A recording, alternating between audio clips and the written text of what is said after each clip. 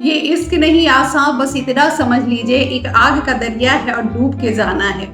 ये लाइनें रटी रटाई सभी को याद होती है। जो भी इश्क में होते हैं वो अपने आप को कम से कम गालिब और जो गुलजार से जो है वो कम नहीं समझते हैं। उससे ज़्यादा ऊपर जाते हैं तो अपने आप को रोमियो और जूलियट और हीर रांझा तक जो है अपने आप को जो है वो अपना जो है वो खिताब देने लगते हैं। तो कहीं ना कहीं वो शायद उन्हें जानकारी नहीं होगी कि रोमियो जूलियट क्या है और सीढ़ी पर हाथ के पीछे उनकी क्या संघर्ष, उनके प्रेम की क्या कहानी है। और मैं उनका दोष क्या दूं जब हमारे जो सिंहासन पे बैठे हुए यूपी सरकार जो है कहीं ना कहीं वो तो एंटी रोमियो स्क्वाड चला देती है और स्त्रियों का जो है वो नियंत्रण करने के लिए जो है और कहती है कि प्रेम जो है वो समाज की सीमाओं को तोड़ता है, जबकि प्रेम समाज की सीमाओं को तोड़ता नहीं है। प्रेम जो है वो समाज में समानता लाने की हमेशा से कोशिश करता रहा है और करता रहेगा। प्रेम का मतलब ये होती है कि वो समानता, वो न दुश्मन देखता है, ना वो जात देखता है, न धर्म देखता है, वो समानता की बात करता है।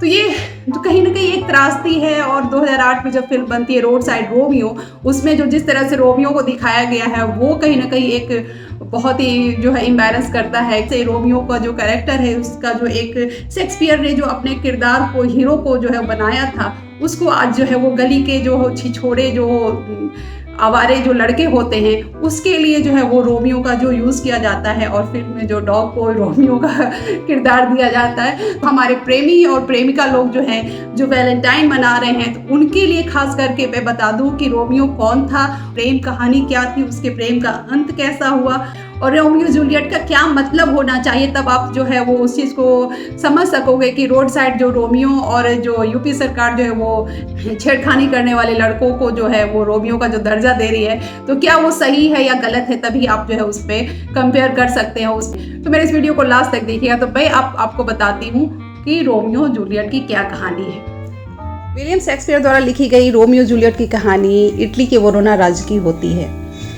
यहाँ दो फैमिली होती है, कैपुलेट और मोंटेग, और दोनों अपने एक दूसरे के आपसी रंजिश के लिए पूरे राज्य में मशहूर होती है। मोंटेग फैमिली से रोमियो होता है और कैपुलेट फैमिली की जूलियट होती है। कैपुलेट फैमिली में एक रात पार्टी चल रही होती है और सभी के चेहरे पे मास्क लगा होता है और उसी पार्टी में गलती से कहें कि जो रोमियो है वो वहाँ पहुँच जाता है और सभी के साथ जो है वो वहाँ पे डांस करने लगता है। वहाँ बहुत ही खूबसूरत लड़कियाँ सब डांस कर रही होती है और उसमें से एक लड़की की आंखों में देख के वो अपना दिल दे बैठता है। आंखों ही आंखों में कहते हैं कि उसने एक दूसरे को दिल दे देते हैं और एक दूसरे से साथ जीने मरने की कसमें खाते हैं। दुश्मन के घर की लड़की से प्यार करना इतना आसान कहाँ था। ठीक वही होता है यहाँ। जूलियट के भाई टॉयबॉल्ट जो है वो रोमियो के जान का दुश्मन बन जाता है क्योंकि उसे खबर हो चुकी थी कि दोनों जो है वो एक दूसरे के प्रेम में हैं और वह जान का दुश्मन बना रहता है और उसी लड़ाई में जो है वो टॉयबॉल्ट जो है रोमियो के हाथों से मारा जाता है और यह खबर पूरे राज्य में फैल जाती है और रोमियो को राज्य से बाहर जाना होता। इधर जूलियट है वो परेशान होती है कि वो एक तो पहले ही दुश्मनी थी और अपने भाई की कत्ल का जो है वो इल्ज़ाम उसके सर पर है, वो उससे शादी कैसे हो पाएगी। तो कहते हैं कि चाहत अगर सच्ची हो तो मिलवाने वाला भी कोई ना कोई मिल जाता है। तो इन दोनों के फैमिली की जो एक बहुत ही अच्छे दोस्त थे फ्रियर लॉरेंस, वो दोनों जो है उनसे मिलता है और वहाँ जो है एक प्लान बनता है और वो रोमियो से जो है वो राज्य से बाहर चला जाता है और जूलियट की कुछ समय के बाद शादी तय हो जाती है। उनकी फैमिली जो है वो शादी तय कर देती है। इधर जूलियट परेशान होती है कि रोमियो जो है वो राज्य से बाहर है, मेरी शादी होने वाली है। वो फिर से जाकर के फ्रियर लॉरेंस से बोलती है कि कुछ प्लान बनाओ, कुछ करो। तो वो एक प्लान बनाते हैं और उसे एक दवा देते हैं कि तुम इसे खा लेना, इसे 24 घंटे या 48 घंटे तक तुम बेहोश रहोगी और तुम्हें जो लोग मरा हुआ समझ करके जो चर्च में वो दफनाने के लिए आएंगे, कब्रिस्तान में दफनाने के लिए आएंगे, वहाँ मैं रोमियो को बुला लूँगा और वहाँ से तुम दोनों जो है वो राज्य से बाहर चले जाना। सारा प्लान के मुताबिक सारा काम होता रहता है। इधर जूलियट जो है वो दवा खा लेती है और उसके फैमिली वाले मरा हुआ समझ के पूरे राज्य में जो है वो खबर फैल जाती है और उनके घर वाले जो है वो कब्रिस्तान लेकर दफनाने के लिए पहुँच जाते हैं।